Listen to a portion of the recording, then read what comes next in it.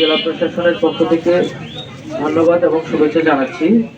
আমরা মূলত একটি বাংলাদেশ করতে চাই যে বাংলাদেশে সকল ধর্ম সকল মত একই সাথে পাশাপাশি থাকবে, তারা যেন নিরাপদে নির্বিঘ্নে তাদের কার্যক্রম পরিচালনা করতে পারে।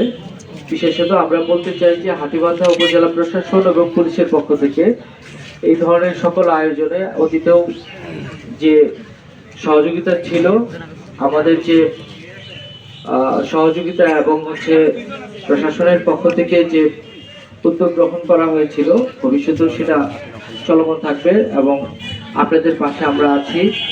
তো আজকের এই শুভক্ষণে আমাদের যারা সনাতন ধর্মাবলম্বী ভাই ও বোনেরা এবং আপনাদের এই মন্দির কেন্দ্রিক যে ভক্তগণ উপস্থিত হয়েছেন, সবাইকে একটি বিষয় বলতে চাই যে আমরা যে ধর্মেরই হই না কেন, আমাদের সকলের ধর্মের মূল বাণী হচ্ছে মানুষ সত্য, সবার উপরে মানুষ সত্য।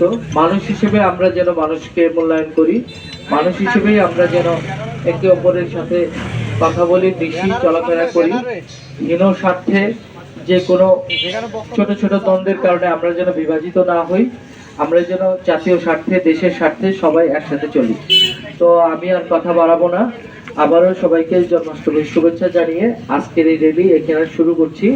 আমি আপনাদের কাছে আগেই ক্ষমা চেয়ে নিচ্ছি যে আমি মেডিকেল মোড় থেকে আমাকে যেতে হবে, আমার বেশ কয়েকটি প্রোগ্রাম আছে, প্রি শিডিউল গণশুনানি আছে, তো আমি এখান থেকে চলে যাব। আপনারা আপনাদের বাকি কার্যক্রমগুলো সুন্দরভাবে সুষ্ঠুভাবে সম্পন্ন যেন করতে পারেন, আমাদের হাতীবান্ধা থানা পুলিশের পক্ষ থেকে আপনাদের সার্বিক নিরাপত্তার ব্যবস্থা করা হবে, প্রশাসনের পক্ষ থেকে সে আশ্বাস দিচ্ছি। ধন্যবাদ সবাইকে।